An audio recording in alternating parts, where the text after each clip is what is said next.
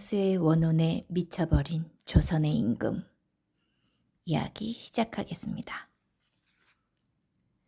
죽음을 앞둔 세종에게는 크나큰 근심거리가 있었다. 바로 어린 손자의 앞날에 대한 걱정이었다. 아들 문종이 자신과 마찬가지로 병이 깊어 살 날이 얼마 남지 않아 보였는데 그 뒤를 이을 손자의 나이가 이제 10살 남짓밖에 되지 않았기 때문이었다. 그는 어린 손자가 야심 있는 숙부들 사이에서 어찌 왕위를 건사할까 하는 걱정에 편히 눈을 감을 수가 없었다. 세종은 죽기 직전 황보인, 김종서 등 대신들을 불러 말했다. 새 손을 잘 부탁하노라. 그의 불길한 예감은 그대로 맞았다. 세종이 승하하시고 아들 문종이 뒤이어 숨을 거두자 12살 어린 나이에 단종이 왕위에 올랐다. 그러자 숙부인 수양대군이 야심을 드러내기 시작한 것이었다. 그는 형이 죽은 지 2년 만에 아버지의 유지를 받들어 조카를 보호하던 황보인 김종서를 죽이고 단숨에 궁을 장악했다. 그게 바로 계유정난이었다.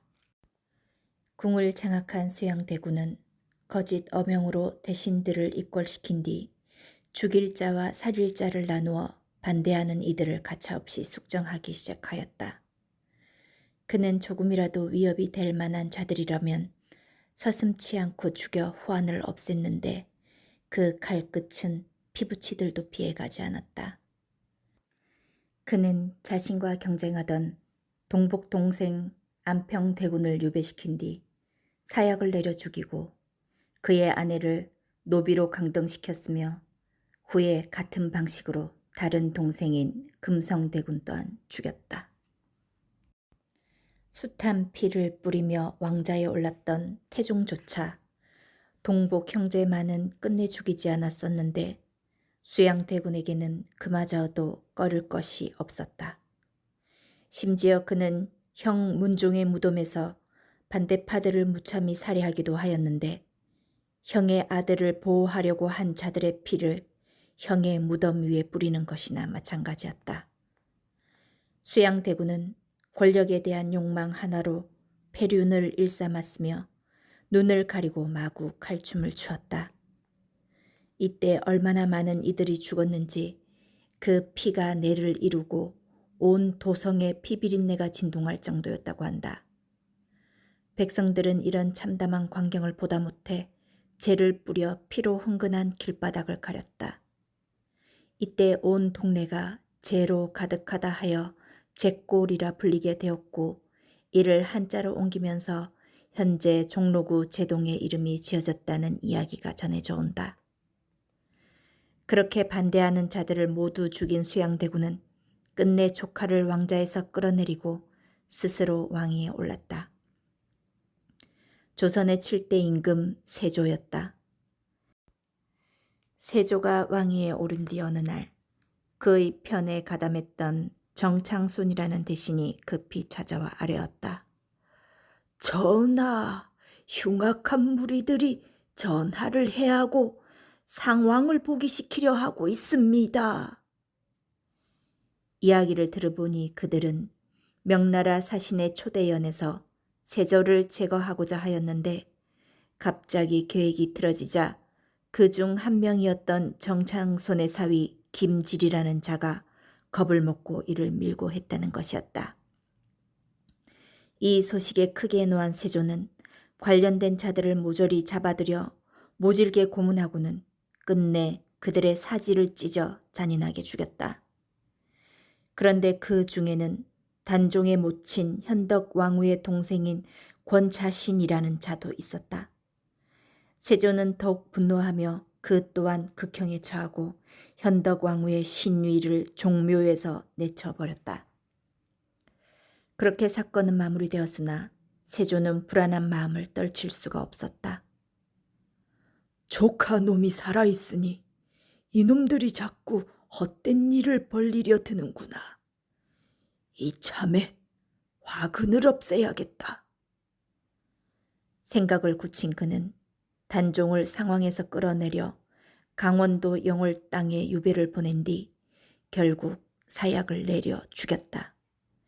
끝내 조카를 죽임으로써 반란의 화근을 없애니 더 이상 그에게 대항할 자는 없는 듯 보였다.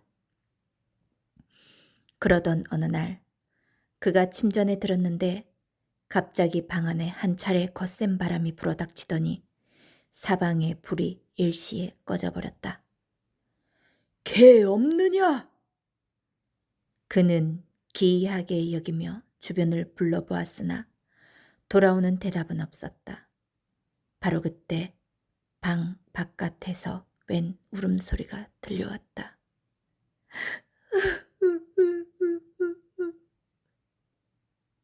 소리는 점점 가까워 오더니 이내 방문에 누군가의 그림자가 비쳤다. 세조는 몹시 놀라 재빨리 주변을 더듬어 검을 집어들었다. 웬 놈이냐? 그 순간 문이 벌컥 열렸다. 그는 단종의 어머니 현덕왕후였다. 이게 어찌된 일이란 말인가? 오래전 죽은 형수가 눈앞에 나타나니 세조는 모골이 송연하였다. 현덕왕후는 그런 세조를 가만히 노려보더니 발을 떼어 점점 그에게 다가왔다. 세조는 급히 검을 빼어 왕후의 목을 겨누고는 소리쳤다. 썩 물러가지 못할까? 하지만 그녀는 아랑곳하지 않고 계속해서 그에게 다가왔다. 세조는 크게 검을 휘둘러 그녀의 목을 베었다.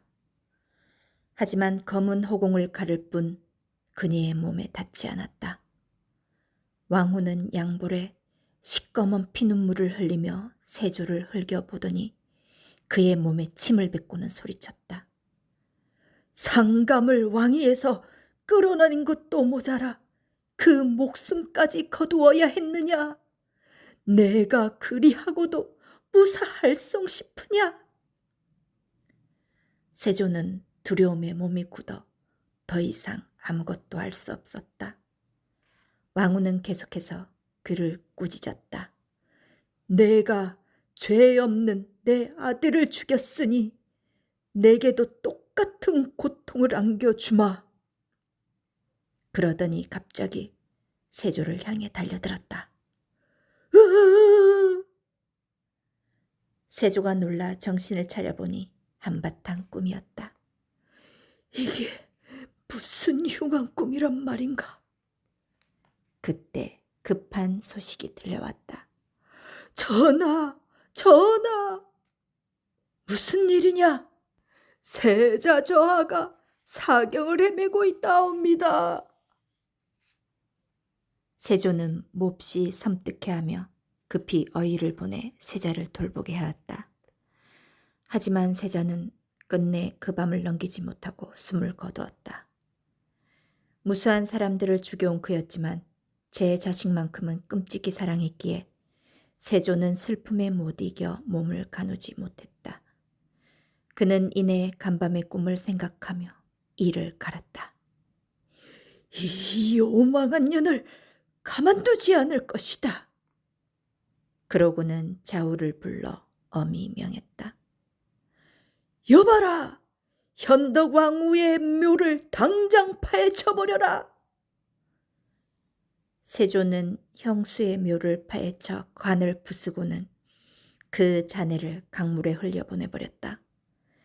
어디 한번 다시 나타나 보아라. 그런데 그날부터 그의 몸에 이상한 변화가 일어나기 시작했다. 종기들이 생겨나는 것이었다.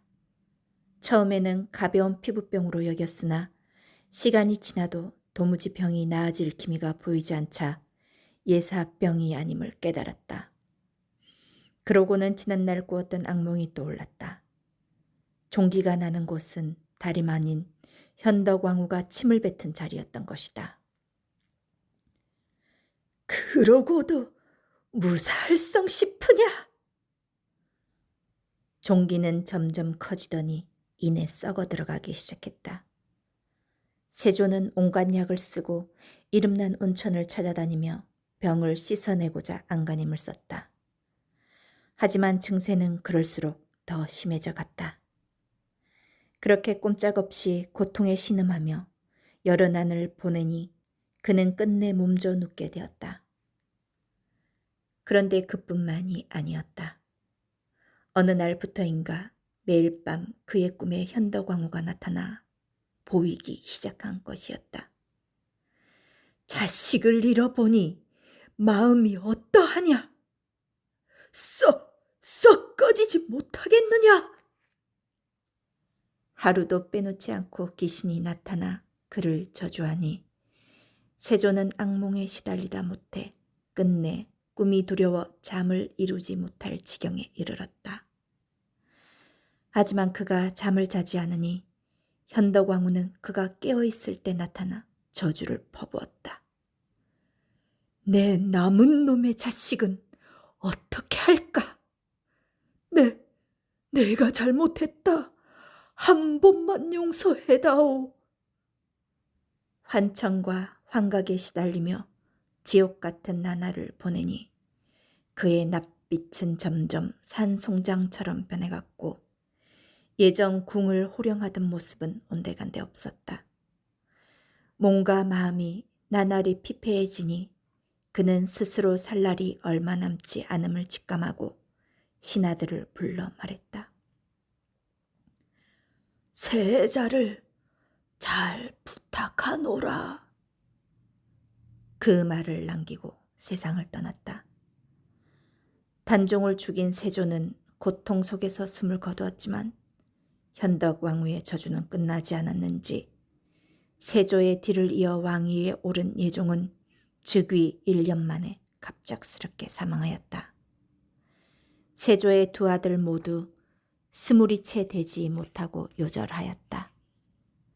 또한 세조의 왕위 찬탈을 도왔던 자들의 말로도 좋지 않았다. 김종서를 죽이는데 공을 세운 양정은 어느 날 술에 취해 홀린 듯 세조에게 양위를 권하다 차명을 당하였고 계유정란의 주역으로 살생부를 만들었던 한 명에는 훗날 관직에서 삭탈되어 모든 건세를 잃고 죽어서는 그 시신마저 꺼내져 목이 잘리기도 하였다.